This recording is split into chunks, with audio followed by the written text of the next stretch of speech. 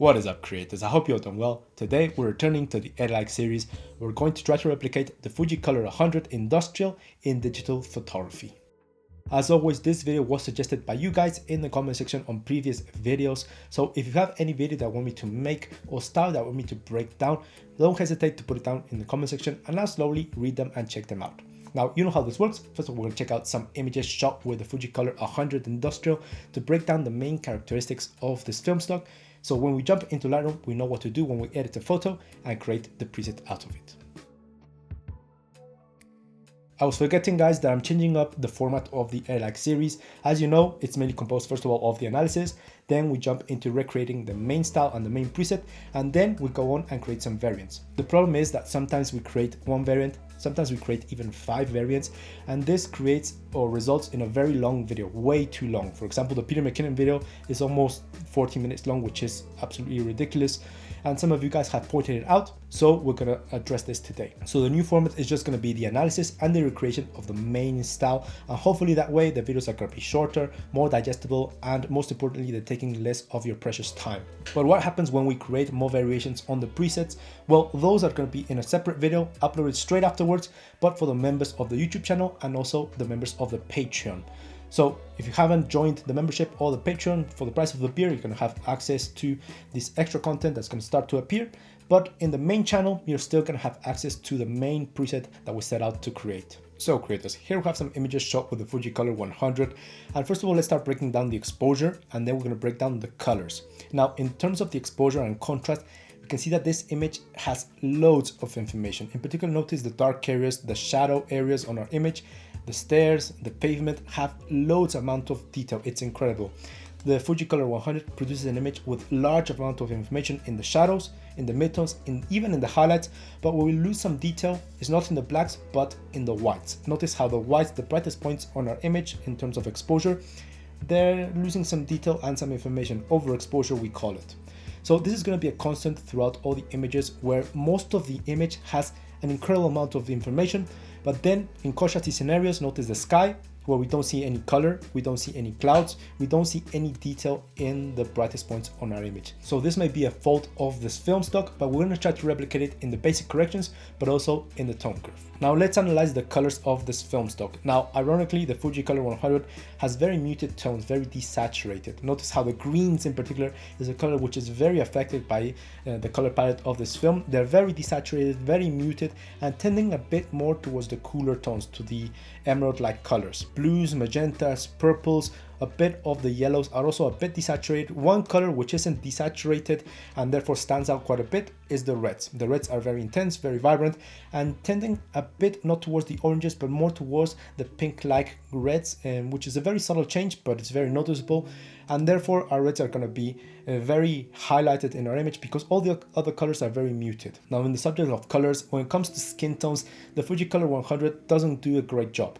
Notice how this image, first of all, it's in harsh light, and therefore all the whites are going to be overblown and we're losing some detail over there. But then the skin tones are very yellowish, and in the highlighted areas they tend towards the greenish tints. Notice that the mustache of this guy is basically green.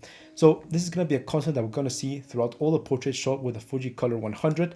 And the lack of purples and magentas in lighter skin tones, like in this girl over here, we can see how her skin is very white, very pale, and very flat, because we don't have any magentas, any purples that appear around the cheeks, around the eyes, and around the lips. And combined with the green tones, well, it creates very interesting looking skin tones. So we're going to replicate this in HSL. And finally, this being a Fuji film is going to have the classic Fuji colors, which is, for me, greens in the shadows and magentas, or slight tint of magenta in the highlights. Notice how the shadows in all the images are going to have this green cast added. Sometimes it's a bit cooler, more like emeralds, and sometimes it's a vibrant green just added into the entirety of the shadows, and this creates a very retro looking image. Opposite to that, bright areas on our image are going to have a slight tint of magenta, and we're going to achieve this in the color grading department within Lightroom. Now, another thing that we're going to add in the color wheels of color grading is this creamy tone that we can see in all these images. Very similar to the Kodak Color or the Kodak Gold, which are very warm film stocks.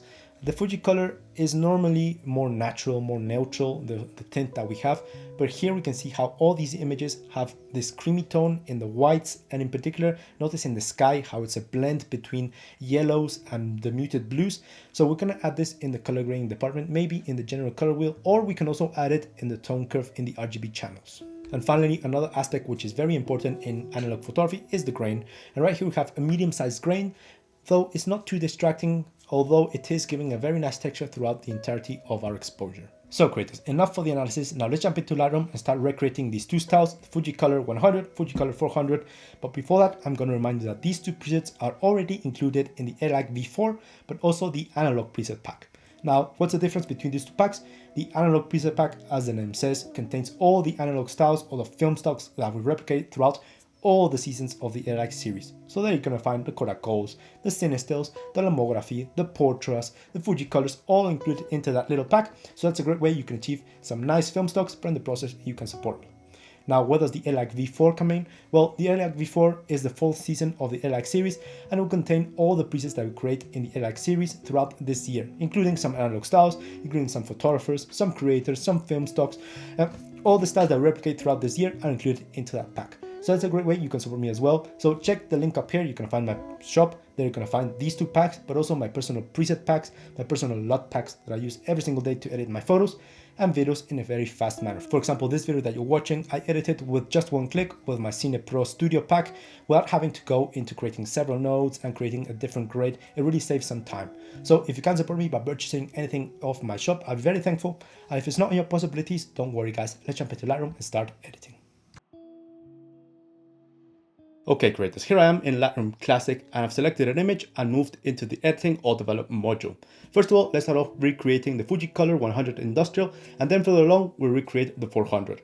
Now to start off, we're going to split our editing process into two parts. First of all, we're going to nail down the exposure and contrast using the basic corrections over here and the tone curve, and then we're going to move into the color grading with the color mixer, color grading, and also camera calibration. So first of all, what we need to do is achieve that high dynamic range that we saw, loads of information in the shadows, in the midtones, in the highlights, but a bit of overexposure in the whites, and also the blacks were very punchy, very contrasty, but they were a bit faded out. So we're going to start off with the tone curve. And if you don't know how the tone curve works, I already made a separate tutorial about it, but a simple way to look at it is that this line is the representation of our image. This point at the bottom left corner will control the dark areas, the blacks, and this point at the top right corner will control our whites. So you can divide your image by clicking on the line and adding more anchor points. You can add as many as you want. And then if you, let's say, drag this point, which will control the mid ranges on our exposure towards the top left corner, you achieve more brightness in that area, as you can see. And to the bottom right corner, you achieve more darkness. So you can darken or lighten certain areas of your image in a very precise manner with the tone curve. Luckily for us, for this tutorial, it's going to be quite simple. So the first thing I want to do is bring more information into the shadow areas on our image. Well, if this is blacks and this is whites, well, the shadows are in this part of our tone curve. So I'm going to create a point over here, and I'm not going to drag it down, otherwise we darken and lose more detail. We want to drag it towards the positives, so our shadows have loads more information. Just above the diagonal, as you can see, you have this black line at the back, just creating a reference to where the tone curve was already positioned. So this point, if you don't know where to put it, if you want to be a bit more precise, you can input over here with your numeric keyboard the values. It's input 58, output 70, which are nothing else than the coordinates of this point. So right here, we're just adding more brightness into the shadows, bringing a lot more detail into these areas. Now, one thing that happens with the tone curve, which could be a pro or a con, depending on what you want, is that this is a continuous line. So therefore, if I amp up the shadows over here, you're also brightening up the midtones and also the highlights. And what we want to do is achieve more detail also in the highlights and in the midtones. So we're going to correct this. So I'm going to create a point over here in the highlights, and I'm going to drag it not upwards, otherwise we brighten them up, and notice how we start to lose a lot of detail in the wall. We have to go towards the negatives. So we darken them up. Just below the diagonal is going to be a value of input 172, output 161. Now the shape that we have over here in the tone curve is regularly known as an S-curve or an inverted S-curve. Why? Because the normal S-curve, what it will do is push the shadows not upwards but down over here, and the highlights push it upwards, creating more contrast in your image. Right here, we're doing the opposite, just bringing more detail, creating a flat looking exposure. So tone curve right here is doing a lot of the heavyweight lifting in terms of achieving the contrast and exposure that we wanted. You can deactivate it to see the before and after. And originally we had a very contrasty and sharp looking image. And now you can see that there's more detail in the shadows, but also in the highlights. This is a great way to work, starting out with a tone curve to do the heavy lifting, and then we're going to move into the basic corrections and start detailing some of the areas. Now, before we jump into the basic corrections, notice that the interface of Lightroom is pure black, and in our image as well, we also have pure blacks. And what we want to do is fade out those blacks to achieve a similar result that we saw in the example images. So this point at the bottom left corner controls the blacks, and if we move it towards the right, we make the blacks more intense. Instead, what we want to do is push it upwards just a bit, not too much, otherwise our blacks become completely gray, but maybe around the 10 to 15 is just going to be enough, just to make our blacks a little bit grayish, very similar to what we see with our naked eye in the normal day. Okay, so the base of our exposure and contrast is complete. Now let's detail with the basic corrections. So right here, what I'm going to do is just emphasize a bit of the movements that we did in the shadows. And I don't want to drag the shadows of the tone curve up even more because we start to affect other areas as well. So what I'm going to do is not make too drastic changes here in tone curve.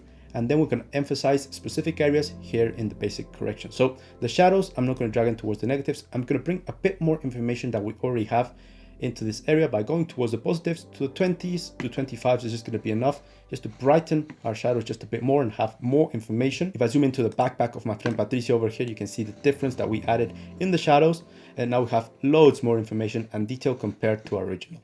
Now, another thing that we're going to detail in the basic corrections are the whites, which were bordering the overexposure. So if you're a bit confused between highlights and whites, whites control the brightest points on our image, while highlights are a bit further down in the exposure. Similar to blacks control the blacks or the darkest points on our image, and the shadows are a bit more towards the midtones.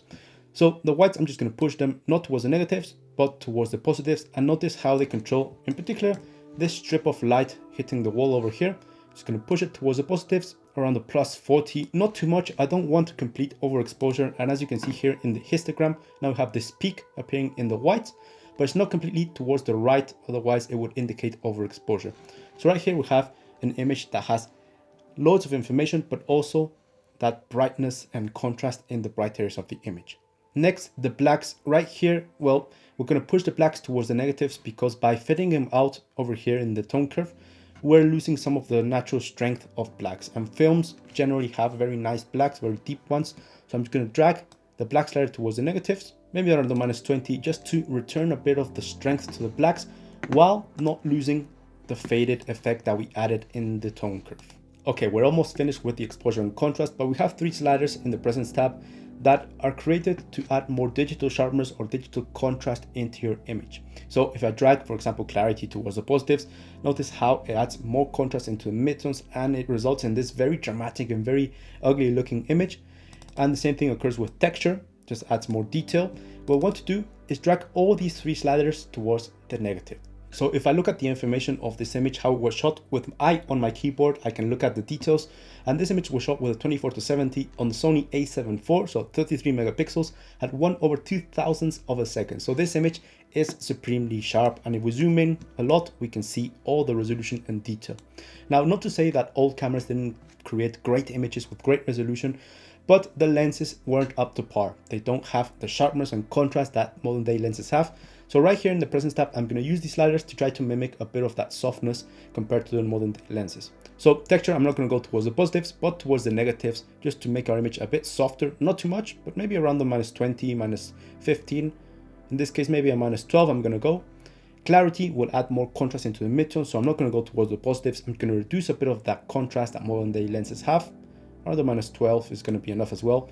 And then the haze, well, it does what it says. It removes any unwanted smoke or unwanted haze or glaring in your image, in particular if your lenses doesn't have the best coating. So by pushing haze towards the positives, we achieve a clearer, more contrasty image. But towards the negatives, Lightroom starts adding this simulated haze, which is very horrible if you push it too much. But if you push it around the 12s to 15 to 20%, I'm going to go with 12, you can see that our highlighted areas start to glow just a bit, and this is very similar to the halation effect that did affect a lot of old photography. So I'm going to leave it at minus 12, just creating this little halation around all the bright areas on our image. Obviously, a better way to replicate it would be to add a mist filter or the fusion filter on top of your lens when we're shooting a photo on field. So creators, that's our exposure and contrast. With one on our keyboard, we can see the before and afters. And here you can notice how our image is a lot softer and we have loads more detail in the shadow ranges. Notice the difference in the trees. We have more detail in the shadows, in the midtones, but then in the whites, we have that slight overexposure and we have those faded blacks. So we're on our way, halfway there. Now let's move down into the color grading. Now camera calibration is a very powerful tool that allows us to change the RGB on our image. In other words, the color science. So red, green, and blue primary, the combination of these three compose every single pixel that we can see in our digital image in terms of brightness, but also in terms of hue. So keep in mind that by moving the blue primary around, you're not only affecting the blues, but notice how you're affecting all the other hues on our image. Now, some hues are more affected by the blue, some hues are more affected by the green, and some are more affected by the red.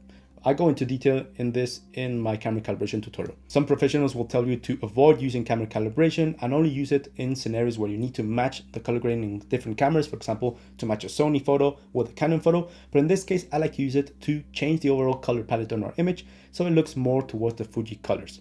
So first of all, green primary. Now the greens, we don't want to push them towards the negatives. Otherwise, we introduce more yellows into our greens. We want to change them a bit more towards the cooler tones like we saw in the example images, and not too much. Otherwise, we're also affecting a lot of the reds by making them more towards the magentas. So what I'm going to do is just push it around the plus 15 to plus 20, just to change all our greens on our image, or our yellows and greens, more towards the cooler side.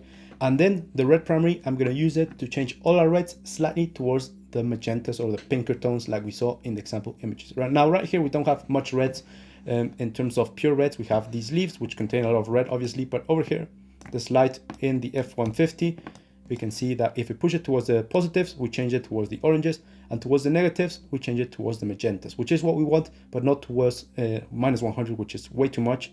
Around the minus 20, in this case, minus 25, is just going to be a very subtle change. And then I'm just going to reduce a bit of the saturation over here, just taking a bit of the intensity out of the reds. And as you can see, this small changes create a very dramatic effect on our image, just making it a lot desaturated and a lot more soft in terms of the colors that we're seeing in this photo. So camera calibration is a very powerful tool. Always be careful with the amount that you're pushing these sliders over here. Now let's move up into HSL, or color mixer, which is now known. HSL is within color mixer now, and we're going to start modifying some of the hues. So in HSL, what we can do is alter the hue, the saturation, and the luminance of specific hues on our image. So what I'm going to do first of all is the greens. The greens were very desaturated in all the example images. So green slider, I'm going to go towards the negatives, maybe around the minus 20, just affecting all the darker greens. And then also the yellow slider will control a lot of the greens. In my eyes, these are greens, not yellows. But you can see that if I push it around with the yellow slider, you're also affecting a lot of the trees. So again, I'm going to go towards the negatives, around the minus 20, just to bring or suck all that saturation out of the foliage on our images. Now, another thing that I'm going to do right here in the HSL is detail the skin tones. As a reminder, the FUJICOLOR 100 didn't have the best skin tones. The skin tones were towards the oranges and towards the greener tones in some cases, and they didn't have any of the natural purples or magentas that light skin tones has around the lips, around the cheeks, or the eyes. So because this image is shot at the back side of my friend Patricio, what I'm going to do is transition into another image that does have skin tones so we can edit this area. So what I'm going to do is right click, settings, I'm going to copy settings. Right here we want to mark everything that we used, copy, and then I'm going to move to the other image. Okay, so we have this image in the subway of New York. We're going to paste our settings, right click, settings, paste settings, and here we have all the changes that we already did in the previous image. And now we're going to move the skin tones. Now, the slider that controls the skin tones in terms of hue is mostly going to be the orange slider. Most of the skin tones throughout the world are going to be controlled by this slider. So if you push it around, notice how we affect largely the skin tone. So I'm not going to go towards the negatives, otherwise we introduce more of this pink-like tones. We want to go towards the positives. Now, not too much, otherwise we're completely green, but ever so slightly, maybe around the plus 25, just to change our skin tones ever so slightly towards the yellowish tones, and we can see a bit of green creeping into our skin tones as well. Now, another thing that we didn't see is all the purples and magentas. So in saturation, purples and magentas are going to reduce the saturation just a bit, just around a minus 20 for both of them. And here we're going to make sure that we don't have any magentas creeping into the skin tones, and we have a very flat looking skin tones for portraits, which isn't ideal, but this is what the FUJICOLOR 100 does. So once we finish with our skin tones, we're gonna right click, settings, copy settings, and we're gonna return to our previous image. Once we're back, right click, settings, and paste the settings once again. So we make sure that our changes towards the skin tones are applied. And now we can move down into the color grading tools over here. Now, color grading is a very simple tool. You have 3 wheels, well, actually 4, because you have the global color wheel over here. And these 3 wheels, you can add a tint either to the shadows, to the midtones, or to the highlights of your image. And also you can control the saturation and how they blend in with the balance and blending tools over here. So first of all, the shadows. Being this Fuji color, we're gonna apply that green tint or emerald tint, depending on what you want, into the shadows. So right here, just gonna add some saturation. And maybe you guys can go with a cooler tone. In this case, I'm gonna go with more of a classic green. The hue is gonna be 113, and obviously the saturation is way too extreme. I'm gonna reduce the saturation, but in this case, I'm gonna go quite high. For my standards, normally I don't wanna go too high, around the plus 15. And now you can see how all our dark areas on our image, all our shadows over here, have this nice green tint being added in comparison to the original image, which had a bit more of a magenta look or magenta tint. And now we have this greenish cast being added into the shadows, very typical of FUJICOLOR. Again, you guys can play around with the saturation. Maybe it's way too much, just reduce it. Maybe it's not enough for you guys, just push it around depending on the photo. Opposite to the shadows, we're gonna add the direct opposite in the color wheel, which is gonna be a magenta, creating this color contrast or complementary color that FUJICOLOR normally has. So just gonna push around the saturation over here, add some magenta into our whites. 270 is going to be the hue, and the saturation is going to be very minimal, around maybe 5 to 8% is just going to be enough. A very subtle change is not going to be very evident on this image because most of this image is composed in the midtones and also in the shadows, but you can basically see it in the brightest points on our image over here. If I deactivate the highlights over here, it's a very subtle change, just adding some magentas into the bright areas on our photo. So now that we have those classical Fuji colors, one thing that remains is going into the global color wheel and added that creamy warmth that we saw in all the example images, which is very classic of maybe Kodak films, like the Kodak color or the Kodak gold, which are very warm. But in this case, FUJICOLOR added it into this film stock. So I'm just going to add a bit of an orange hue over here. The hue is going to be 46, and the saturation again is way too much. It's going to be very subtle over here because we are affecting all the image. So again, maybe a 5%. And as you can see, it just creates a very warm looking image. We can deactivate color grading. This is before and after, and now we have those green tints, those magenta tints, and that warm tint being combined throughout the entirety of the image, giving this very retro look to the photo. Finally, to complete this preset, we can add the grain. Now the grain is normally in the effects tab. Well, it depends on the version of Lightroom that you're using. So I'm gonna add some amount just to see the grain that we're working with and activate the tool. We can zoom in, and as you can see, the grain is very small, almost like noise in a digital camera. So now I'm gonna push up the size. And we don't want the biggest of grains, but we want something quite large, maybe around the 70 is going to be a good value. Yeah, I think this is a good value. And then of course, now we can drag down the amount because it's way too much. Remember that in the example images, we did have some grain, but it was not too distracting. It was not too contrasty. Maybe this value around the 15, have this very nice grain or texture added to the image. But if we zoom out, you can barely notice it. It could be bypassed and you can concentrate in the subject and in the photo. So right here, 15 in the amount, size 70, and roughness, I'm gonna leave it at 50. Okay, creators, with volume on our keyboard, we can see the before and after, and this is our edit. As you can see, now our image has loads more information. It's a lot flatter in terms of the exposure. We do have those whites bordering the overexposure. We have loads more detail in the shadows. Now, in terms of hue, we have that desaturated green, those muted tones, and also those greens, classic Fuji color creeping into the shadows, and those magentas in the highlights with that general warmth added. I think we did quite a good job, but you're never too sure when you're creating presets. You need to save this preset and test it out in a couple of other images, because it could be the case that the preset works well for this photo and this photo only. So to save a preset, we're going to go to the left panel over here. On the presets, hit the plus sign, create preset. Here you can name it, and remember to mark every single slider or tool that you did use. And 3 sliders or 3 tools that I don't want to mark is white balance, exposure, and contrast, because I like to use these to correct my image before or after applying the preset. Okay, so here I have this image is a bit underexposed, but let's see how the preset performs in darker scenarios like sunsets or after sundown. So let's apply the preset. It's over here in the Airlight preset pack before. and it looks fantastic. Actually, the green is appearing in the shadows. We have a very desaturated palette, which is exactly what we wanted, a very muted palette.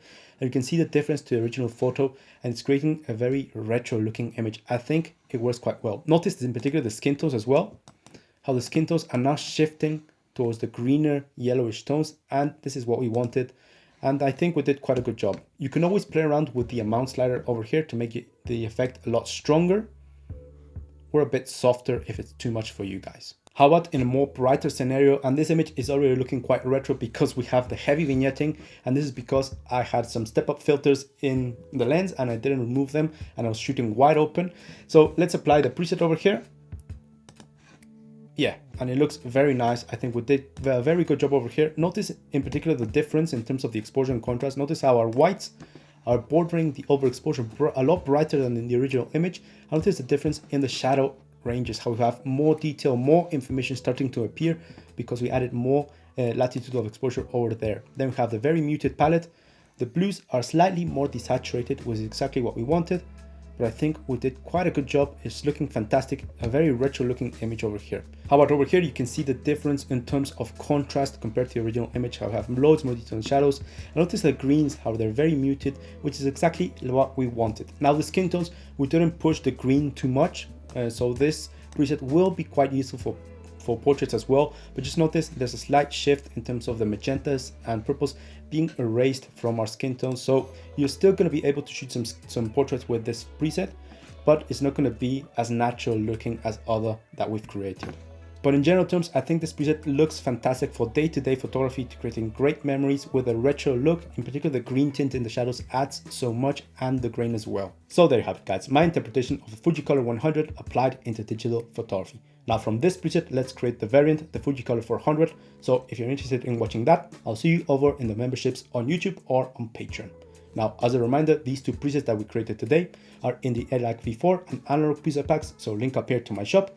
And also, just a reminder that there's also the Lightroom LUT packs. So I've reconverted these presets for photo into filters so you can apply them into your video work as well. So some people get confused.